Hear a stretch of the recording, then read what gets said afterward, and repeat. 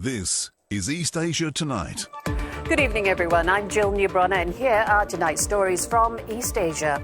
China and the UK aim to rekindle their relationship as Wang Yi prepares to meet his British counterpart, David Lammy, in London. Beijing says it is happy to see the US and Russia strengthen their communication as Washington suggests talks on ending the war in Ukraine. How far will China's influence on ally Moscow go on the matter? A suspected gas explosion in Taiwan rips through a department store, killing at least 4 people. William Lai has called for an investigation. And Honda and Nissan formally announced scrapping plans to merge. The move adds to the Japanese car makers' woes, struggling to keep up in a difficult global auto industry.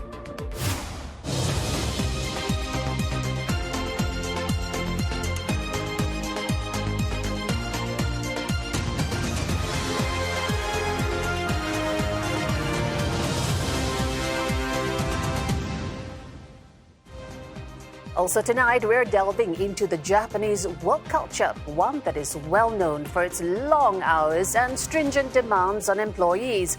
But increasingly, more and more people are saying no to harsh working conditions.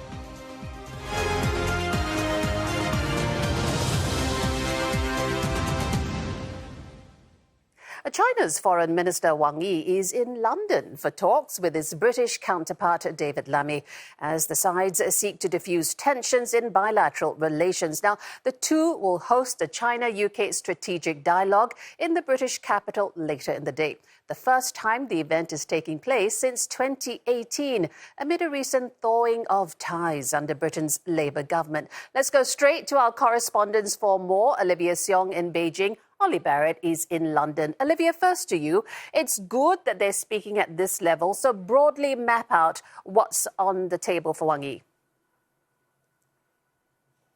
Jill, that really is the big centerpiece here, the resumption of the strategic dialogue where bilateral issues will be discussed. The forum was last held in 2018, a hiatus due to the COVID-19 pandemic as well as tensions over national security and Hong Kong. But Chinese analysts quoted here now saying that the priority will be on communication, as that's being seen as helping to address friction that had been seen in the previous administration under the Conservative government. And this really continues a series of high-level exchanges and visits between the two sides. Secretary Lammy visiting China in October last year. Also in November, we saw Chinese President Xi Jinping meet the British Prime Minister Keir Starmer at the G20 summit, the first time in more than 6 years that a British Prime Minister was meeting the Chinese leader. But remember, this is also just the start of Mr. Wang's very long trip with many stops along the way. He's also visiting Ireland as well as attending a series of conferences, including the Munich Security Conference and the G20 Foreign Ministers meeting in Johannesburg, where the U.S. Secretary of State Marco Rubio will be skipping. And all this comes as China seeks to shore up support with other countries, as the U.S. seems to be adopting a more protectionist approach, regardless of friend or foe, including with the UK. And according to China's foreign ministry, Mr. Wang is expected to take the opportunity to lay out China's position on international issues. Jill. Ollie Barrett, given both countries' common concerns about tariffs from the US, could it be time for a potential and practical reset in relations? Reset is not quite the word that's being used by the UK, but the new UK government does believe that it can change the way relations have been working between London and Beijing in recent years. They accused the previous Conservative administrations of having inconsistent positions when it comes to China. The UK government says it wants to cooperate with China wherever it can, compete with China where it needs to, and also challenge China as well where it has areas of concern. And the UK government has been insisting that in previous conversations between UK officials and Chinese officials since the government came to power last year, they have been raising issues around human rights, Xinjiang, Hong Kong, the national security law, and others. But certainly they do want to boost ties, particularly around business and trade, We've seen David Lammy already going to China. We've seen Rachel Reeves, the finance minister, already visiting as well. We expect the trade minister to visit China in the not too distant future too. And reports coming out of London in the last 24 hours that Downing Street's considering Keir Starmer visiting China towards the end of this year. Olivia, talk to us about this potential embassy building issue. Is Wang Yi likely to lobby hard for that?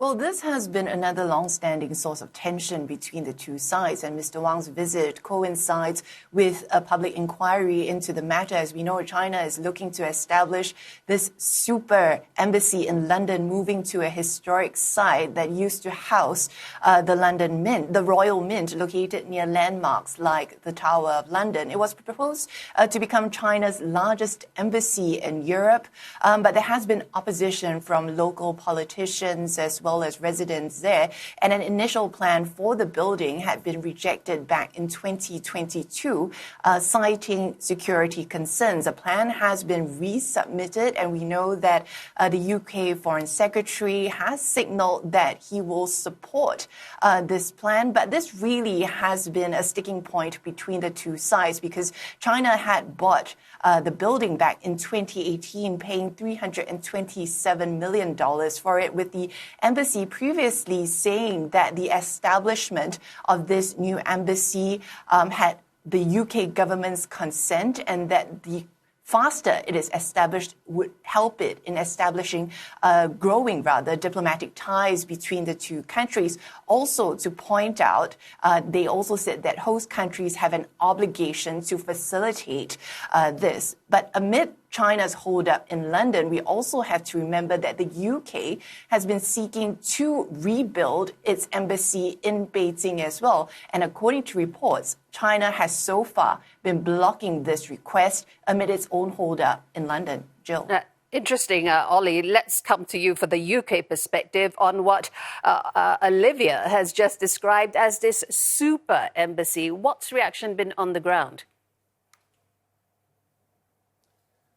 It is a vast site, and there have certainly been mixed reactions on the ground. We actually saw a protest this gone weekend from many people, local people and others who don't feel this project should go ahead. Some of the local objections revolve around things like protests and the lack of pedestrian access around the site if major protests were to take place at the embassy. We understand that police had previously had concerns about that as well in London, but now they feel that changes to the plans have been made that should allow major protests to go ahead and be facilitated in a way by police that doesn't cause too much disruption for local people. You would expect that the embassy will be discussed between the two men here in London. It may not be that any actual news on the embassy comes out of their discussions at these talks here in London today, though, as Olivia mentioned, that local public inquiry is underway, and actually local authorities in the area who had previously had objections have said that actually now many of those objections have been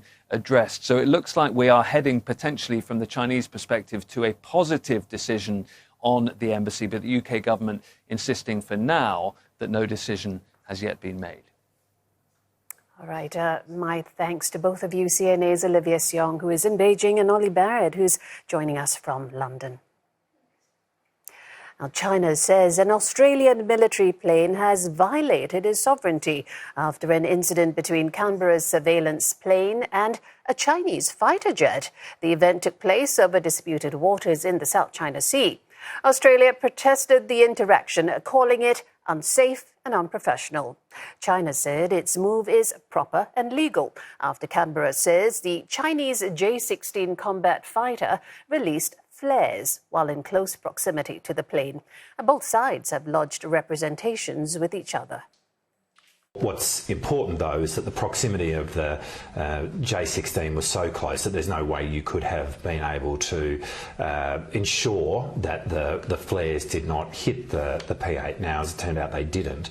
But had any of those flares hit the P-8, that would have definitely had the potential for a significant damage to that aircraft.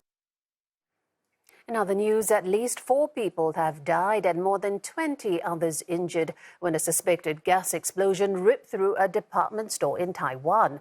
The blast occurred at around 11 a.m. local time at a food court on the 12th floor of the Shinkong Mitsugoshi Mall in Taichung. The fire department says the area was believed to be closed for construction work at the time of the incident. Shattered glass windows and debris were sent flying from the site. Local media outlets are reporting that 4 people were thrown out of the building due to the force of the explosion. The city mayor said the explosion affected a wide area. More than 50 emergency vehicles and 130 rescuers were deployed to the scene. The public has been advised to avoid going to the vicinity of the disaster site. Taiwanese leader William Lai has called for a speedy investigation into the cause of the blast. South Korea says North Korea is dismantling a facility that has for years hosted reunions of families separated by the Korean War. 북한의 일방적 철거 행위는 그 어떤 명분으로도 정당화될 수 없으며 이번 사태로 인한 모든 책임은 전적으로 북한 당국이 져야 할 것입니다. 정부는 이와 관련된 법적 조치, 국제사회와의 협력 등 필요한 모든 조치들을 검토해 나갈 것입니다. Seoul officials have urged an immediate halt to the demolition of Mount Kumgang Reunion Center, describing it as, quote, an inhumane move. The South Korean Reunification Ministry says it will consider legal measures and a joint response with the international community. Since 1988, more than 130,000 South Koreans have registered that they have relatives in the north. Official data shows that 36,000 of them are alive as of this year. The last cross-border reunion was back in 2018. South Korea has called on Pyongyang to help arrange cross-border reunions regardless of political tensions. The venue's destruction is seen as a political message as tensions between the two neighbors ratchet up. Previously, Pyongyang had also destroyed other infrastructure in its territory that are symbolic of inter-Korean ties. In October, northern sections of an unused road and rail links to the south were blown up after it claimed that drones were flown over the capital, Pyongyang. Even earlier in 2020, the north detonated with explosives a liaison office built by Seoul over the floating of anti-Pyongyang leaflets across the border by civilians in the south. Coming up on East Asia, Taiwan is seeking to forge a trade alliance with Japan as Trump 2.0 tariffs shake up the global trade scene. And Sony upgrades its annual earnings projections after reporting a rise in third quarter net profit.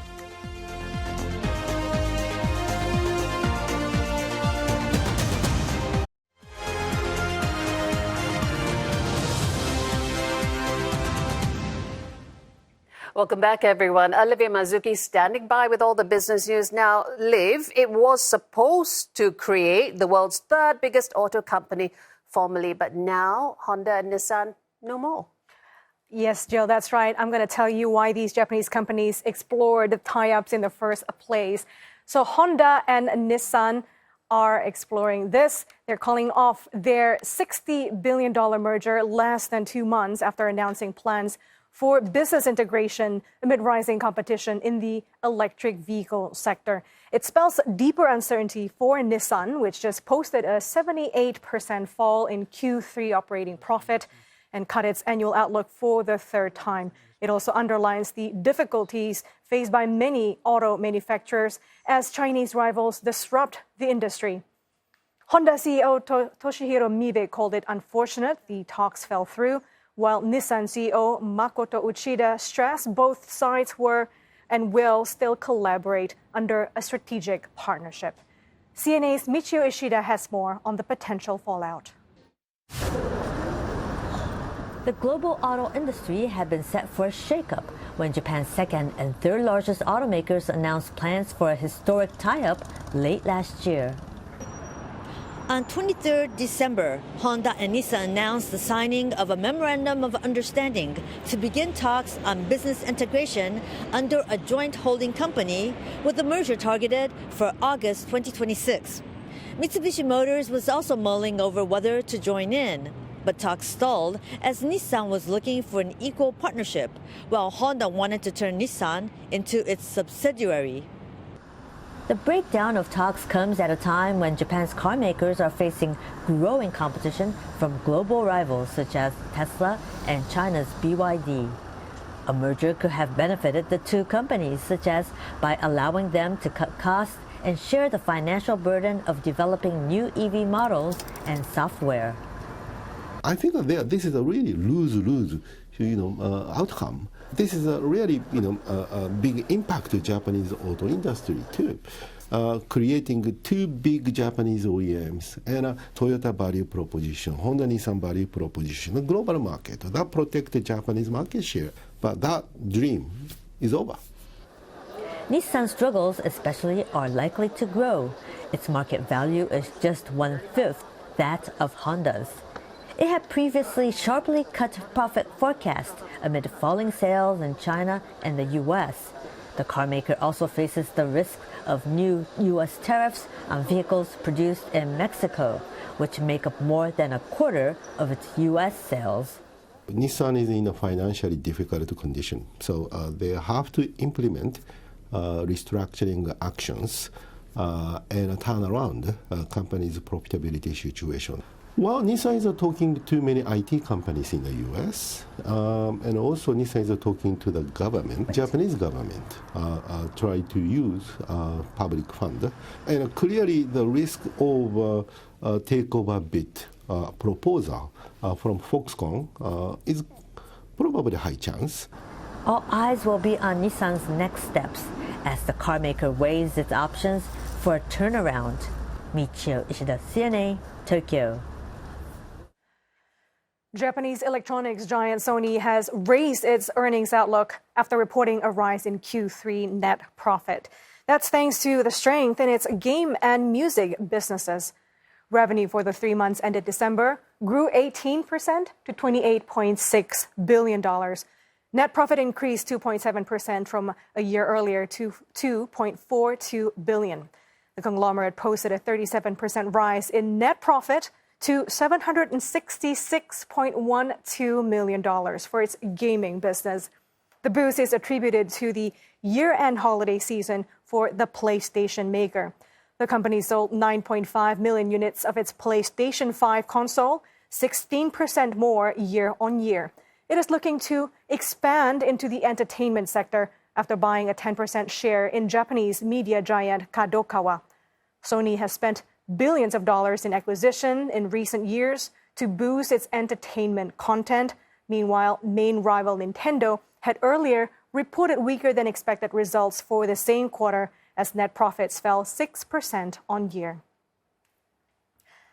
Taiwan is reportedly making a push for a trade deal with Japan. According to Nikkei Asia, the island has instructed its diplomats to lobby Tokyo, hoping to start formal negotiations amid pressure from China.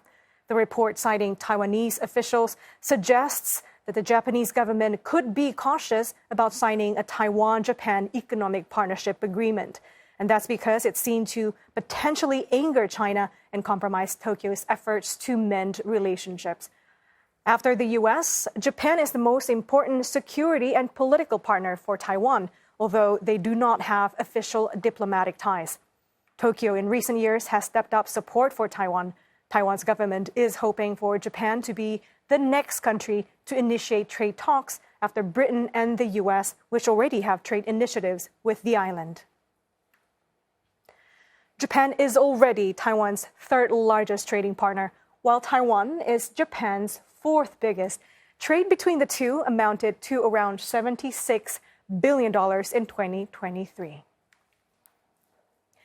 Economists have lowered South Korea's growth outlook just weeks before the central bank's policy decision as the country faces mounting economic headwinds.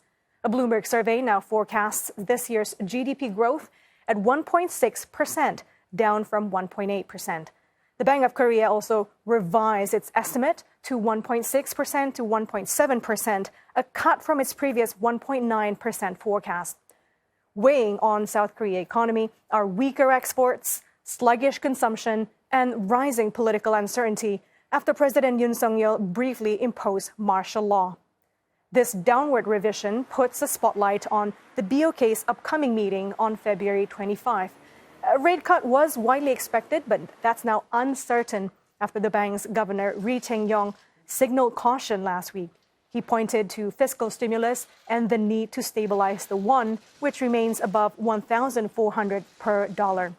According to a Bloomberg survey, inflation is also expected to ease to 2% this year, slightly faster than earlier estimates. All this comes as South Korea's tech exports take a hit. Exports of semiconductors, smartphones, and computers fell 0.4% in January, the first drop in more than a year, according to the country's trade ministry. The Chinese New Year holiday played a role in that decline.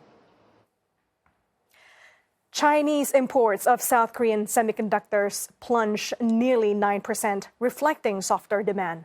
Meanwhile, U.S. purchases surged 24.6%, but that alone may not be enough to offset the weakness. Tech exports are South Korea's economic backbone, but weaker chip sales, growing competition from China's DeepSeek, and fears of U.S. trade restrictions under a potential Trump return are clouding the outlook. With its main economic driver under pressure, South Korea faces growing risks of a slower recovery. Turning to Greater China markets, they had a volatile session today. Chinese tech stocks reversed their rally after reaching multi-year highs, and that's as AI-driven gains slowed amid traders locking in profits and renewed concerns over the country's economic challenges. Hong Kong's Hang Seng weakened 0.2% to retreat from a 4-month high, and Shanghai and Shenzhen also in the negative territory at the close. And the yuan was little change as Asian currency markets stabilized. The yuan is trading at 7.29 level to the greenback for the onshore trade. Search engine leader Baidu shares closing up nearly 6% after jumping more than 9% at one point. And that was after the Chinese tech firm said it would make its AI chatbot free starting the 1st of April. Baidu is facing growing competition, particularly from DeepSeek, which offers free AI chatbot services and whose performance has compared favorably against U.S. pioneer OpenAI, but at a fraction of the cost. The company cited technological advancement and reduced costs in its decision to make its AI model free. Users previously had to pay $8 a month. The company also says that its Ernie 4.0 chatbot rivals OpenAI's GPT-4 capabilities, although at present, user adoption is lagging behind domestic competitors ByteDance and DeepSeek. And that's all I have in business. Jill, back to you. Good stuff. Thanks, Liv. Well, we have so much more ahead on East Asia tonight. A phone call between Donald Trump and Vladimir Putin, signaling a shift in U.S.-Russia relations. The American leaders engaging Ukraine's Volodymyr Zelensky as well. And in Japan, Tokyo Electric Power Company plans to dismantle empty tanks at the Fukushima Daiichi nuclear power plant. Well, they've been put on hold.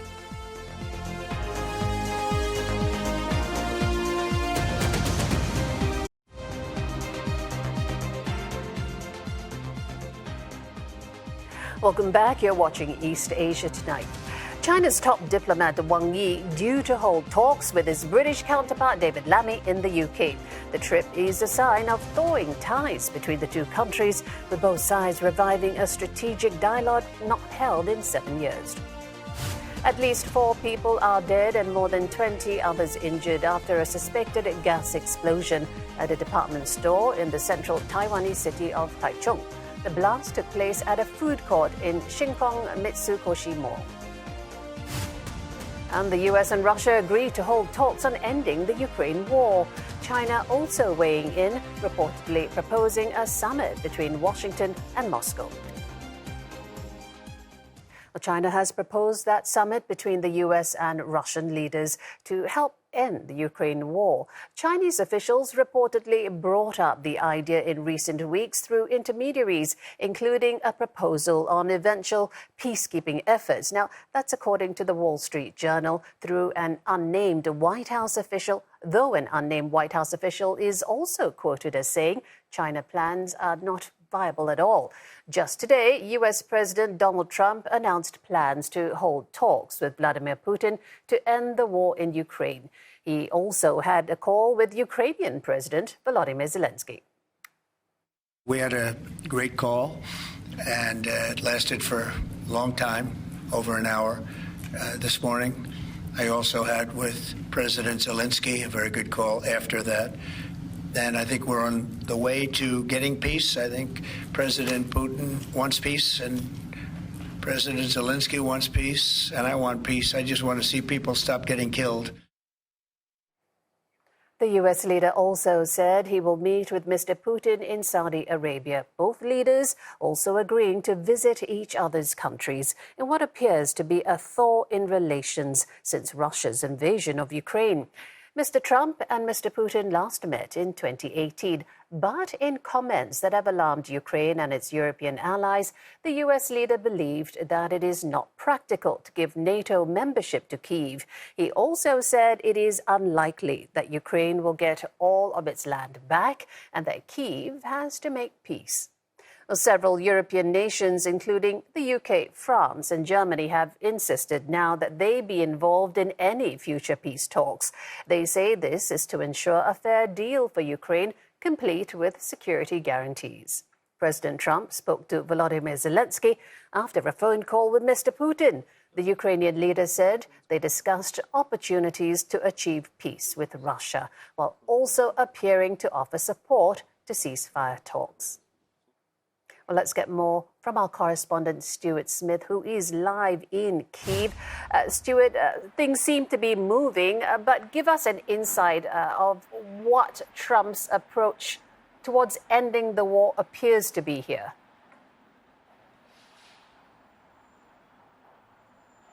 Well, he's very clear, Donald Trump, about what his main aim is. He sends to end it as soon as possible. But that, in and of itself, is a concern to European leaders and Ukraine as well, because while they all say they do want peace, they're very concerned about ending the war on Ukraine's terms and Europe's terms, not on Russia's terms. And that's something that many of the defense ministers meeting in Brussels today are worried is not one of Trump's main priorities. They're concerned that the US is taking the lead here on ending the war, on negotiations, which seems to be happening after that Trump phone call with President Putin, while at the same time, the US Defense Secretary made clear the US is stepping back away from Europe. So the US leads the negotiations and leaves Europe to try to then defend itself. That's the concern. And Germany's defense minister, speaking a few hours ago, suggested that he is worried about this and that the United States is not going about this the correct way, because it is effectively, with those comments from the US Defense Secretary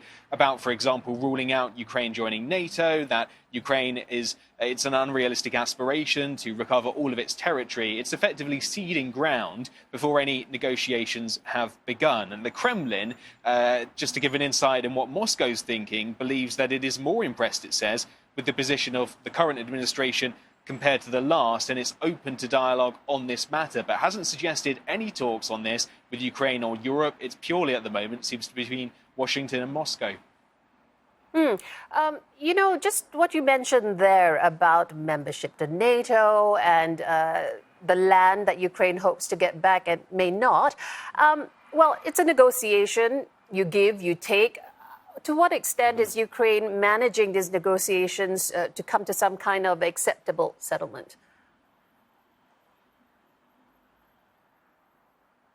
Yeah, absolutely. And Volodymyr Zelensky, since the beginning of this year, has made quite a few public statements, which is in stark contrast to previous years, saying that he does accept there probably will need to be territorial concessions. He hasn't given up on the prospect of NATO membership. The Ukrainian foreign minister saying earlier that Ukraine still will be in NATO, and actually Sweden coming out a few hours ago to suggest the same. But on territorial concessions, he has said that will be most likely required. One idea he's proposing is effectively swapping the Kursk region of Russia which Ukrainian troops advanced into last year, for one of Ukraine's regions that Russia has annexed. He said he doesn't know yet which one that might be, but it's one of the ideas he's proposing. He's open to the idea of territorial concessions, but Kyiv is concerned that the US is effectively giving ground on negotiations before they've begun. The other thing Ukraine is trying to do is keep the United States interested from a very pragmatic economic perspective by, for example, allowing it preferential access to Ukrainian critical minerals, gas, oil, resources in Ukraine that may keep the United States invested in Ukrainians' security in the future, either by protecting it from further Russian advances or by helping it gain back territory. And to that end, the US Treasury Secretary was in Kyiv to talk to President Vladimir Zelensky on Wednesday to try and further that side of things. The hope being in Kyiv, if they can get a good deal there, one that Donald Trump is happy with, perhaps the US will be willing to keep supplying military assistance and also economic assistance for the foreseeable future, even though these comments are, for Kyiv, quite concerning about forcing Europeans to step up to deliver those robust security guarantees, as Pete Hegseth said, and the US stepping back and saying for sure that it will not be involved in any peacekeeping operation, should it come to that, as part of any peace negotiations in Ukraine. All right, very interesting. Thank you so much for the update from Kyiv. Stuart Smith there. Now, CNA did speak with Dr. Alexander Korolev from the University of New South Wales, as well as Curtin University's Alexei Muraviev, on China's possible involvement and role in ending the war in Ukraine.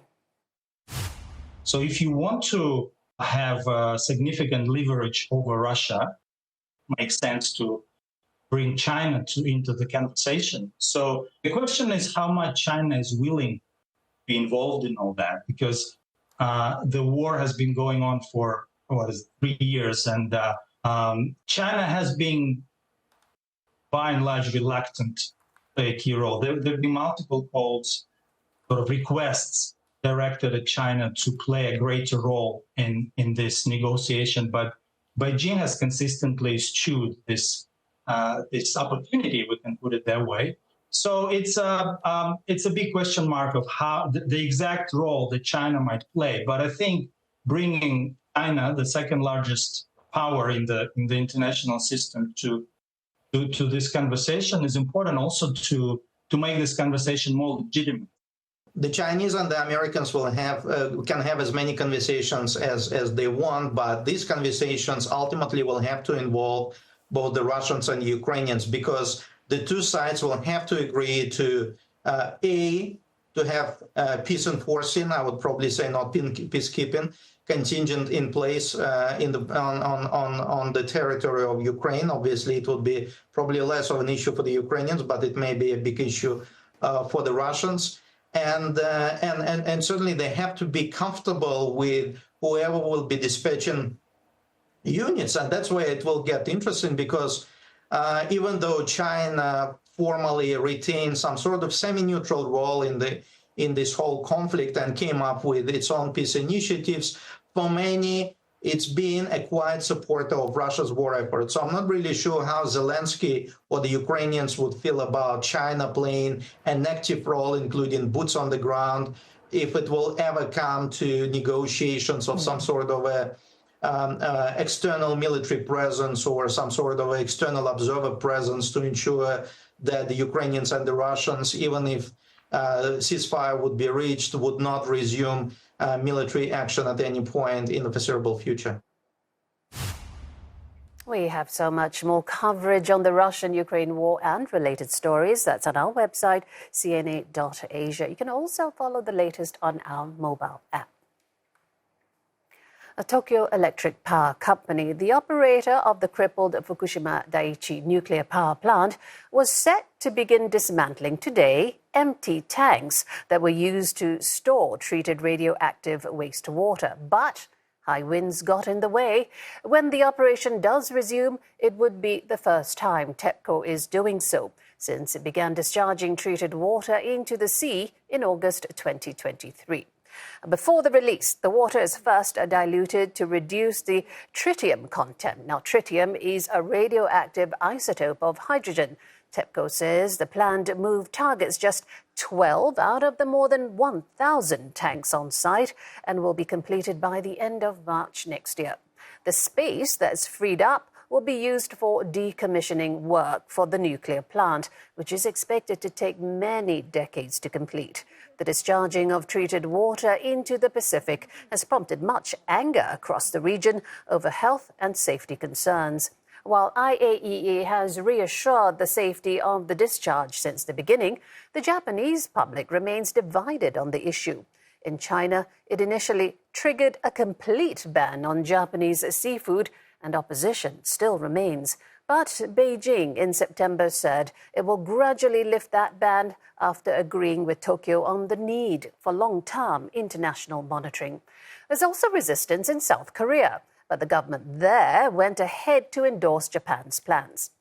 The power plant suffered a catastrophic meltdown in the aftermath of the massive earthquake and tsunami in 2011. That led to the release of significant radioactive material into the environment. Some areas in Fukushima Prefecture remain closed off today. Coming up on East Asia tonight, a look into what's troubling Japanese employees, even as the government passes reforms to make work more attractive.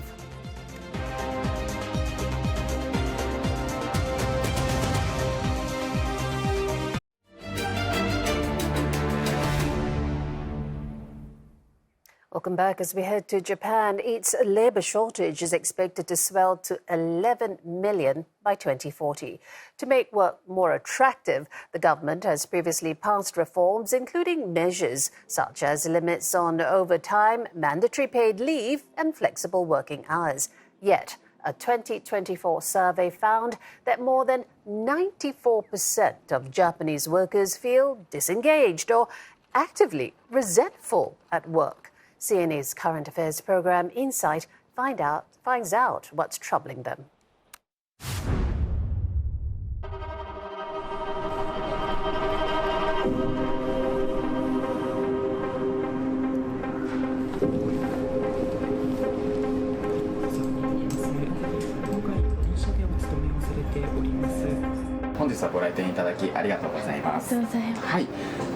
まずご質問なんですけれども、こちらに依頼をされた理由、またなんで退職しようのかってしたいなと思った理由などをお聞きしてもよろしいですか。はい、今の会社、すごくいいところもあったんですけど、どうしても雰囲気として、やり続ける雰囲気といいますか。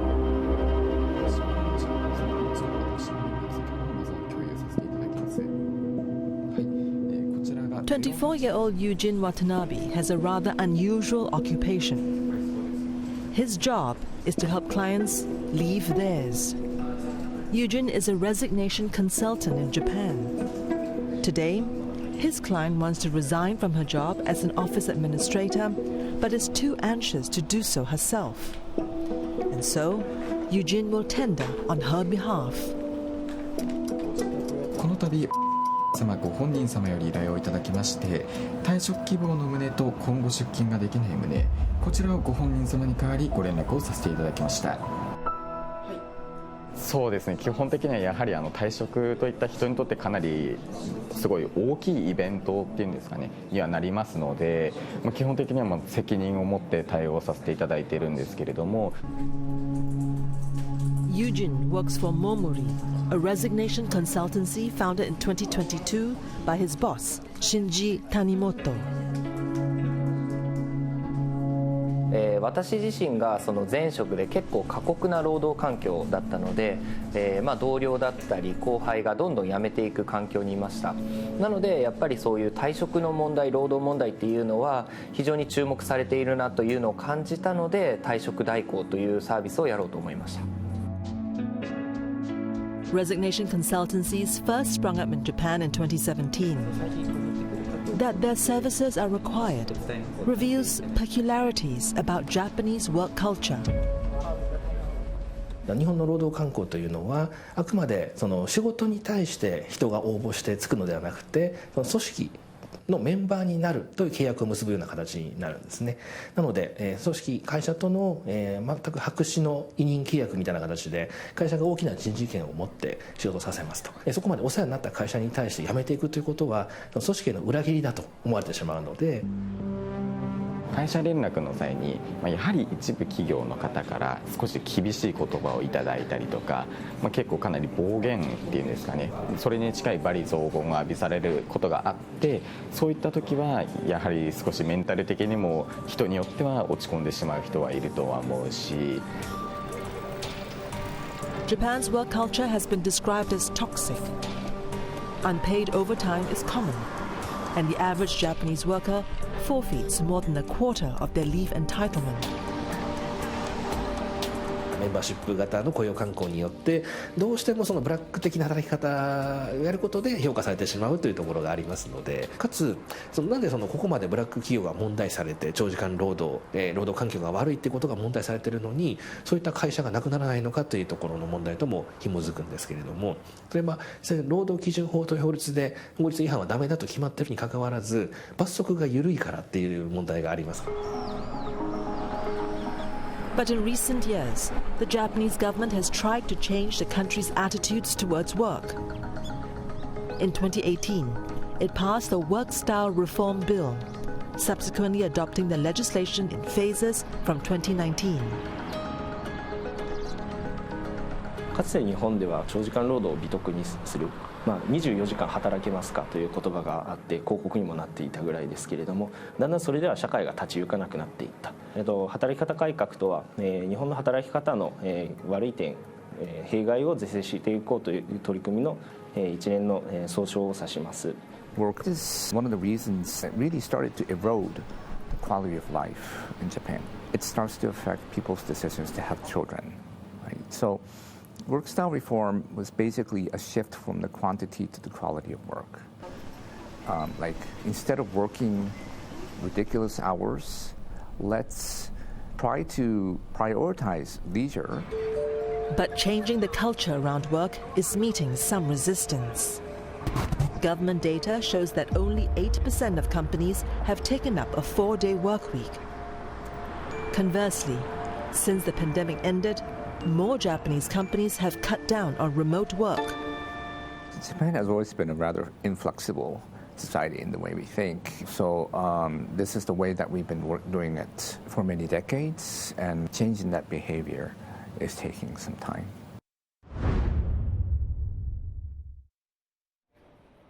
And for more on how work is evolving in Japan, do catch the Insider episode, What's Not Working for Japan's Work Culture. That's tonight, 13th of February at 9 p.m. Singapore, Hong Kong time on CNA. Well, plenty of anticipation ahead of an upcoming meeting between US President Donald Trump and Indian Prime Minister Narendra Modi. CNA's Roland Lim caught up with Mr. Modi's Minister of Petroleum and Natural Gas at India Energy Week in New Delhi, and he started by asking him what kind of agreements to expect from that summit in Washington, D.C. I would be surprised if the kind of issues that you raise, especially in terms of trade, commerce, energy, if they didn't come up. Now, what does that mean for energy? Let me tell you very frankly, President Trump has never been ambiguous about it. He said from day go, domestically he said, baby drill. And for elsewhere, he said, let's bring more energy on the world markets. Let the era of high prices be over. Let's control economic inflation. Let's bring more energy on the market. Let's have more economic growth so that everybody can win. Now, I'm the energy minister of the world's third largest consuming and importing country. We are the fourth largest, refining capacity. Frankly, that's music to my ears. How then is India navigating the hurdles put into place by the U.S. with regards to Russian sanctions? There are no hurdles. Let me be very clear. India did not import virtually. It imported virtually very little or hardly any prior to February 2022. But then came the events of February 22. India is a well-known consumer of oil. We float tenders at the point of importation. I will float a tender. Anyone who has found oil in his backyard in sufficient quantity, if you want to export to India, we'll do it provided the price is right. The West put in what is called a price cap. Price cap meant you had to, if you wanted to buy Russian oil, you would buy it within a time. By the way, that was very good for me. If I can buy Russian oil at a lower price, or if I can buy now Venezuelan oil, hopefully, or I can buy more oil from Brazil or Argentina at a lower price, I will do it. But discounts on Russian crude aside, though, how is it coping with the unevenness of flow? Are you... No, you can never predict. You know, companies, governments don't do import. Governments don't import energy. Governments only interact with other governments on policy issue. Companies will buy, some of them will have long-term agreements, some of them will buy with what are called term, some will buy spot if it's cheaper. Energy is traded. It's a very complicated trade. But my friend, let me submit to you, and today I make that submission more confident than ever before. Today there is more oil coming on the global market than ever before. And apart from the traditional suppliers who've held back supplies for whatever reason, there's more coming from the Western Hemisphere. More from Brazil, more from Argentina, more from Guyana, from Suriname, from Canada, the United States. United States is the world's largest producer. They make 13 million barrels. They're going to put another 1.5 million barrels on it. They've got to sell to someone. So yes, you buy about $20 billion worth of energy from the US. Are you going to buy more? Again, I will not speculate on what's going to happen between my Prime Minister and the President. But if you were to ask me again as an analyst, is it possible that you could buy more? My answer would be most certainly. I would buy more from many sources, and most certainly from the United States, especially gas.